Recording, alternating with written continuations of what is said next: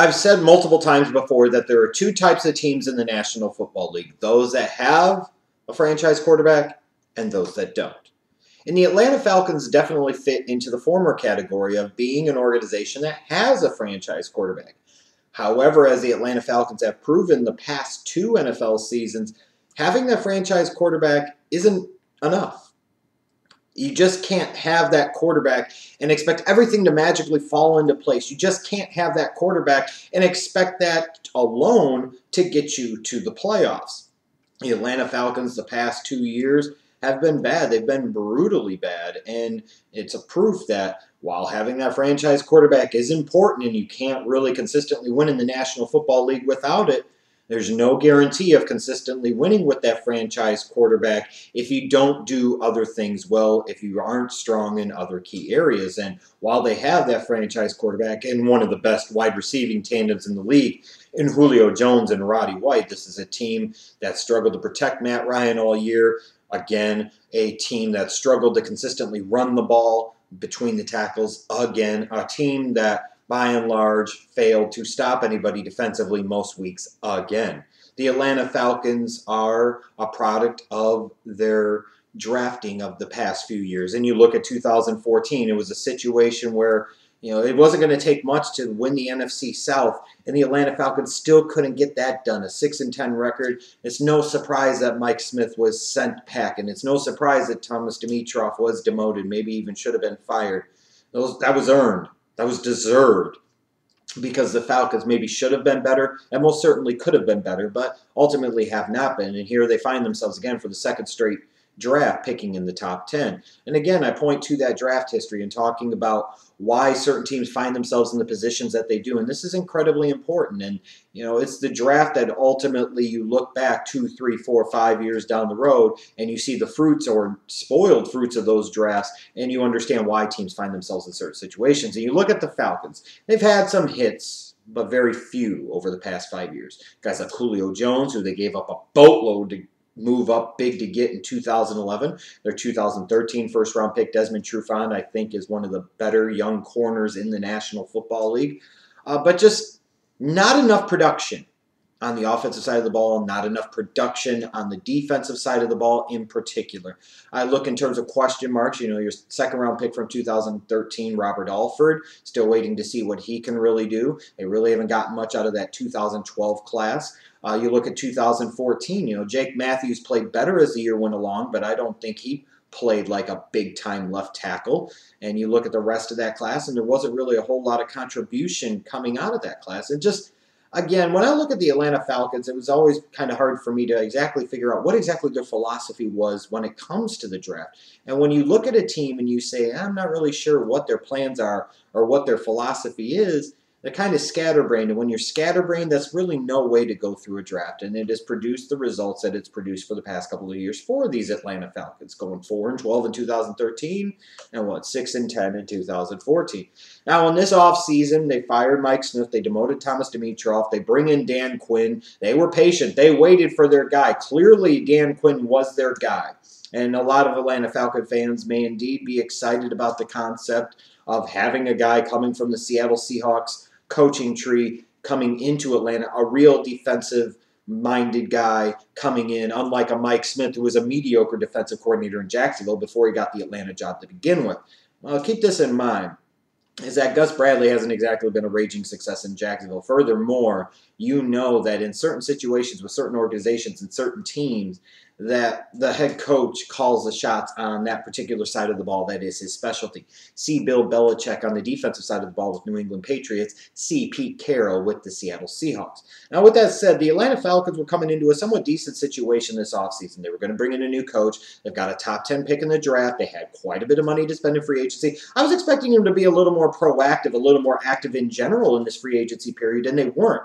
Not saying that that's the worst thing in the world, but I was surprised maybe that they didn't try to make at least one big splashy signing. They kind of went under the radar for some of their guys like O'Brien Schofield and Adrian Claiborne and Justin Durant. I think Schofield and Durant are nice system fits. I'm not so sure about Adrian Claiborne. However, with that said, I was just looking at it, I'm like, yeah, this is really the best you could do. This was really the direction you wanted to go, these were the guys that you thought were going to help turn the corner on the defensive side of the ball? I don't know. I'm just calling it as I see it. So, and again, I'm not saying that they necessarily had to be incredibly proactive and active in free agency, because just because you spend a lot of money doesn't mean you're going to get a whole lot of results. Look at the Tampa Bay Buccaneers and what they did last offseason in free agency, and they now have the #1 pick in this year's draft. Spending a lot of money in free agency to try and compensate for misses in previous drafts can be a disaster that just continues to further bury your organization for years to come, as my Bears have found out. But you look at the Atlanta Falcons, and ultimately this is going to be a team that needs to build itself through the draft. This is also a team that, with 1 or 2 really good drafts, could really be a force to be reckoned with potentially. Now, you've got a guy who's a defensive-minded head coach. You do have a franchise quarterback in the mix in a guy like Matt Ryan. Again, you have Julio Jones. You have Roddy White, even though White's getting up there in his years. You have something to work with. You have something at least on the offensive side of the ball. But it's going to be incredibly important in this year's draft to address some of those major needs, both on the defensive side of the ball and also the offensive side of the ball. I think there's this whole thing about certain teams that people believe, oh, because their offense does this, or they can put up these type of numbers, and their defense was this bad, that automatically means that the defense is the only thing that needs to be addressed, the only area of concern, and I find that to be ridiculous. Again, the Atlanta Falcons couldn't win the NFC South. They finished 3rd in the God-blessed division, a 6-10 record. When you have that type of record, that means you're not particularly good. And chances are that being not particularly good isn't reserved for one side of the ball. That means you have areas of need on both sides of the ball. And that's what I think when I look at the Atlanta Falcons. I've talked about it for a couple of years. To me, my opinion, when you look at how the Atlanta Falcons should be built going forward, I think they should be built somewhat in the image of a team like the Dallas Cowboys. You've got that franchise quarterback. You've got talent on the outside. Now it's time to beef up that offensive line. Now it's time to give Matt Ryan a real running game that he really hasn't had, to take some pressure off of him, but also keep that defense off the field. I know some Falcons fans dispute me on this, but the last 2 years I've been advocating for them to do this. Your team hasn't done it and has went 4-12 and 6-10. I am right, you are wrong, shut the fuck up. The bottom line is, until the Atlanta Falcons get a running game, they're not going to do anything.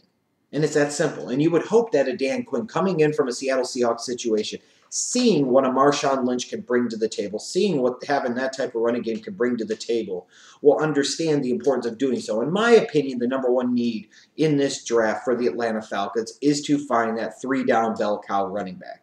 Now, it doesn't necessarily mean that they have to draft one in the first round, because I don't think that one is worth taking the 8th overall pick at this point in time, but that is something that they do need to address on day 2. They must address it. They have to address it. And if you don't think they have to address it, whether it's you, Ashton, or anybody else, you are just wrong. And the last 2 seasons have proven just how foolhardy you are.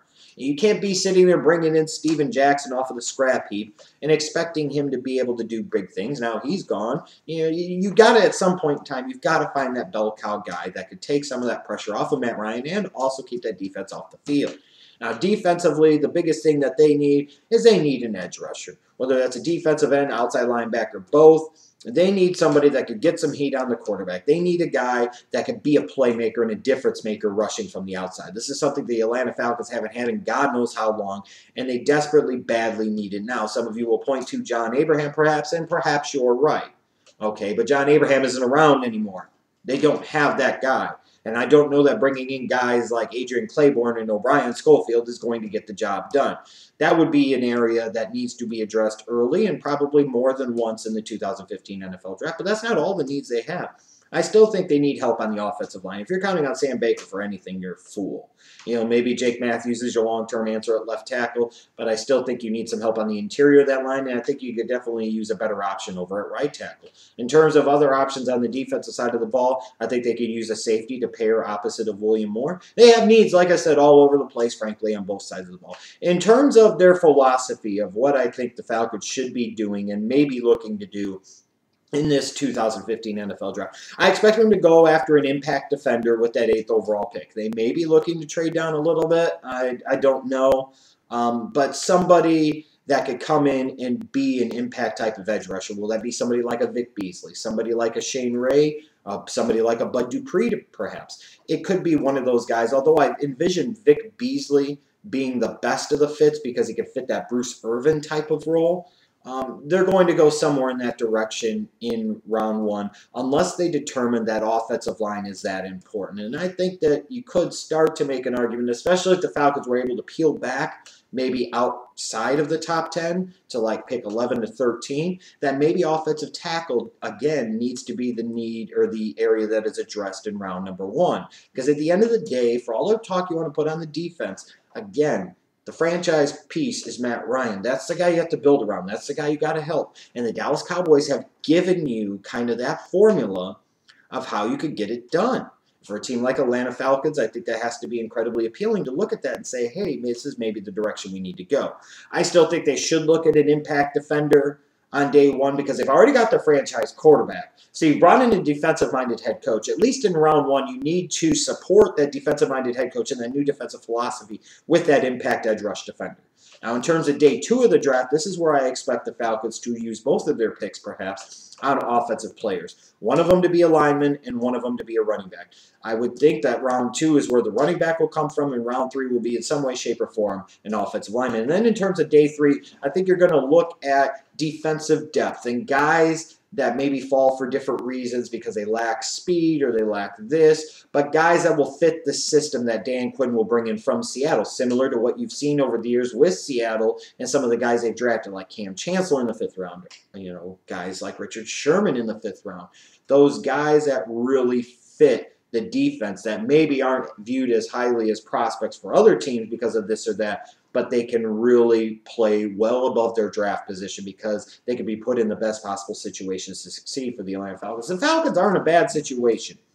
You've got a new stadium coming down the road. You've got a new head coach. You've got a franchise quarterback in the peak of his career, one of the best 1-2 combinations at wide receiver outside in all of the National Football League. It's a team with holes, a team that needs work, a team that is quite a ways away from contending, but it's not the worst situation in the world. This 2015 draft is going to be critical for the Atlanta Falcons for as much as anything else, beginning that kind of retooling process and furthermore trying to create some type of organizational identity.